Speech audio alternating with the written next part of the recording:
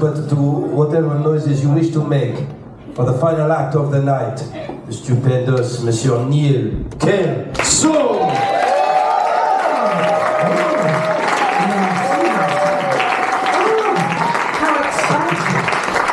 It's very exciting to be here with you. Now, firstly, I do have you have a question. That's fine. This is just technically I'm under house arrest, and this is connected via a VPN to my home network. So I'm just going to place this in here, and I bet you would. I saw you after the juggler. Place that there. Dude, no one's safe in this room. I'm Neil, by the way. So obviously, if this rings, just need you to answer it, and everybody else, can you just sound like you're in a bedsit in North London? Great. You've been doing a very good job. That's so far. Very excited to see you. Now, I'm going to find a place to put this in a moment. I might borrow this slender friend here. Oh, thank you very much indeed. Look at this. Look. Hello. It's a massive theatre now, isn't it? Absolutely terrifying. So, Ella, would you like to see some magic? Very good. Now, obviously, you've not met me before, so you can't trust me, so you should examine the props before we begin. Yes, yes. Keep this fair. As we've already met, would you be kind enough to examine this rope? It's an ordinary piece of bedroom rope. Useful for stimulating deja vu. It's an ordinary solid piece of rope. There's nobody hiding inside, no trapdoors or time loops. Would you be kind enough to have a little look at a piece of rope? There's a bit bigger one, so you've got more work to do. I'm very sorry about that. Sorry, you were looking left out. Would you examine one as well, please? It's a very small piece, but don't worry, I'm not going to do any of those sorts of jokes.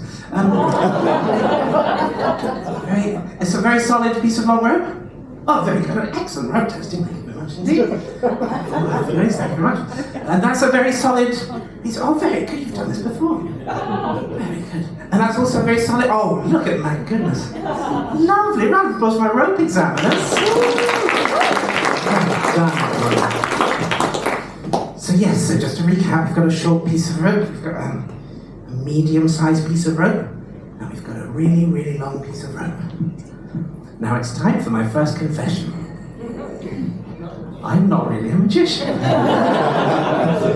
I'm a hypnotist. But if you put that on the poster, literally nobody turns up. So, surprise! Now I've never actually hypnotized this many people all at once before, but I'm sure it'll be fine.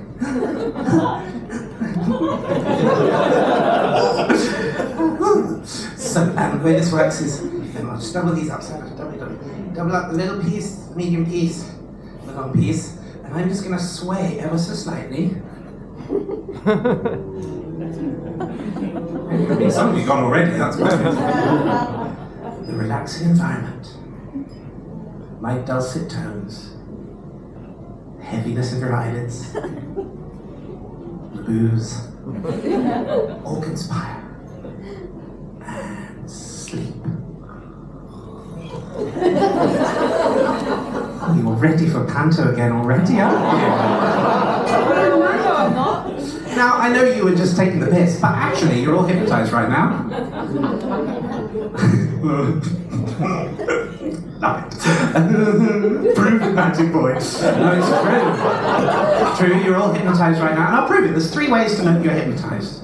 First way to know that you're hypnotized is that everything is ever so slightly surreal. Abracadabra magic. My first encore. The second reason that you know that you're hypnotized is that everything's slightly more 3D. And the third reason that you know that you're hypnotized is you'll believe whatever I tell you. For example, if I were to tell you these ropes, you know these ropes are solid.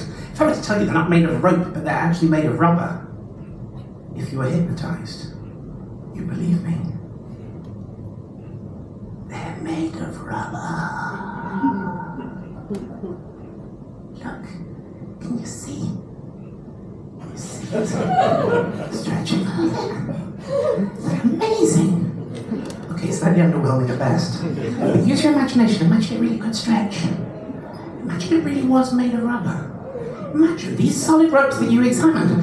sometimes they really could stretch and appear to become the same size. But remember, it's all just an illusion. It's all because you're hypnotized. Because you examine these, you know, there's a short piece, there's a medium-sized piece, and there's a really, really long piece. The illusion is they've all become the same size. But remember, it's all just an illusion. It's all because you're hypnotized. No, save it.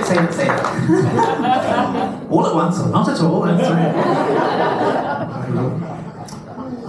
I'm going to prove that you're hypnotized and that it's not just some cheap magic trick. By doubling them up and counting you back into the room in the style of Paul McKenna.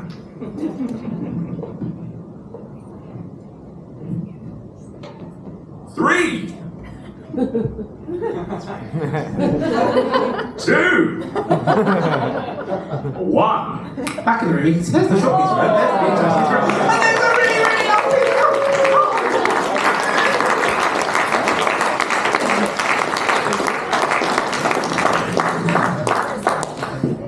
Do you know how it works? Yeah. Okay. I'll let you know the secret.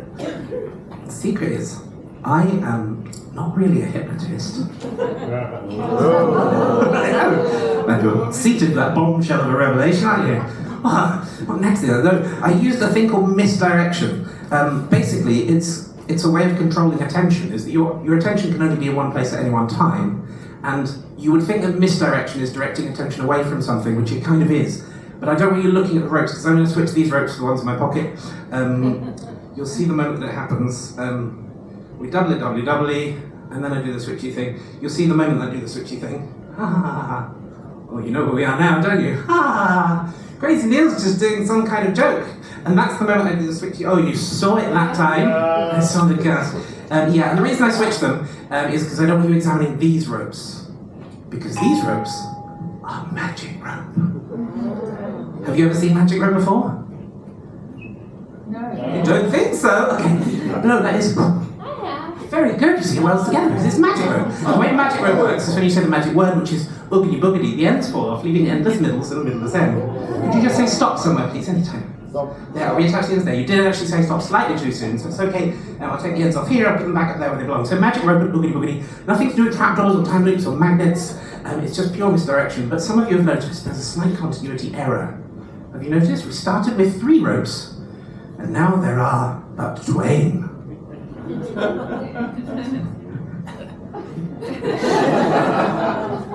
That's fine. Now there are but twain. Patronizing's fine, I'll take it. There's a simple solution, because we need to go back to reality where there were 3 ropes that you examined to begin with. The way to do that is I'm going to need to borrow a pair of magical, imaginary, invisible scissors. Does anybody have a pair of magical, imaginary, invisible scissors? Anybody have a pair of magical, imaginary, invisible scissors? Anybody? Yeah. You do. Throw them to me. I'm a trained professional. Okay, that's why you don't throw scissors. Oh, these are very good. Thank you very much indeed. They look a lot like mine. Perhaps we trained at the same Parisian mime school. So here goes. If these are sharp enough and your powers of belief sufficient, these scissors will be able to cut straight through the center of the rope, just like this. I'll return these unwrapped.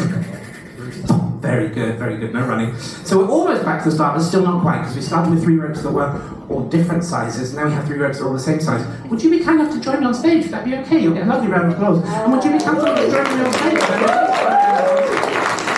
Sisters, welcome, thank you very much. Welcome to the stage fair. Welcome to the stage fair. So would you be kind enough to hold the rope nearest to you? Very good, hold it very tight. Very good. Could you step just over that trapdoor? That'd be fine, just a little closer. That's fine. I will hold the rope in the middle. On 3, everyone in the room will say oogity boogity, and I need you 2 to hold very tight. 1, 2, 3. Oogity boogity. You did it! A round of applause by ladies and gentlemen. Take a bow, you wonderful human beings. Take a bow, take a bow. Take a bow.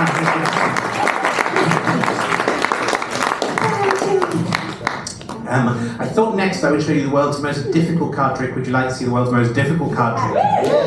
Okay, now I know that this is the world's most difficult card trick because there is not another human being outside of these walls who can do what you're about to see.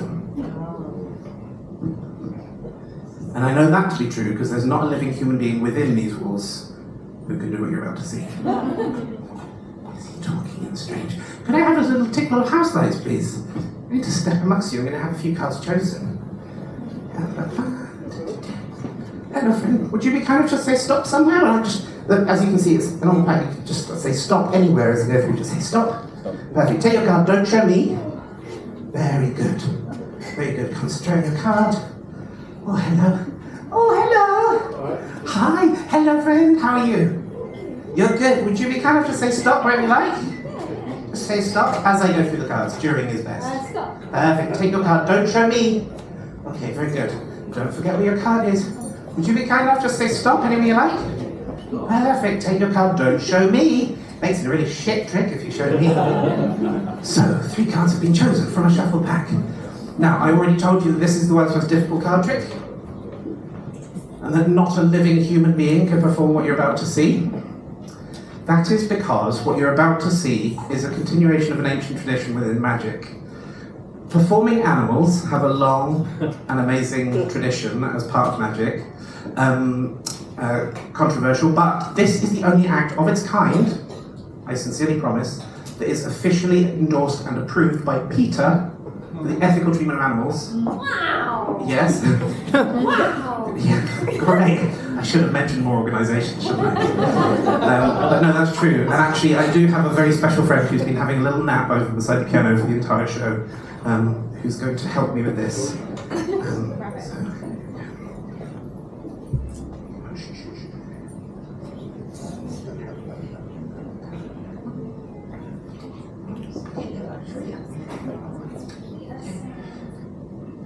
Friends, please welcome to the stage.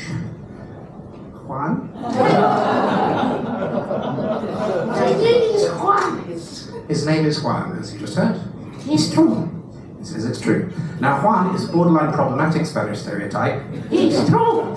but I asked him and he said it's fine. It's okay. And I figured if there was an audience that'd be okay with it, it would be you guys. Hello. So this is Juan. Now, Juan is about to read your minds. There's some cards chosen. They're amongst you somewhere. Juan is going to read your minds. It's amazing. He says it's amazing. I will translate. This is not his first language. So, who chose the very first card? It was over here. Oh, hello. So, concentrate on your card. Concentrate on your card. Yeah, sometimes it translates for me. Now, I know what you're thinking. You've probably seen a duck read a mind and dive into a shuffle pack of cards and find the matching card of one that's previously been selected before. Juan is the only one who can do it blindfolded.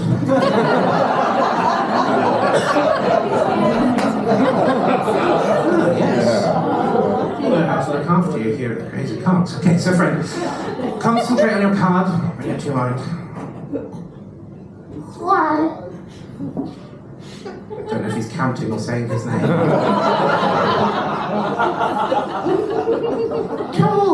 I think he's counting, unless that's his middle name. 3. Okay, oh. Now technically he cheated, which makes him a Peking duck. Enjoy it while it lasts, it's the best one I've got. So, for the very first time, friend, can you tell us in a nice loud voice, what is the card that you chose? Queen of Hearts. The Queen of Hearts, a beautiful choice. Would it not be amazing, maybe miraculous, if the one card that Juan had found in the shuffle pack was none other than the only other red queen, the Queen of Diamonds? It's amazing. A round of applause for my friend here! Okay. Yes, right, it's amazing.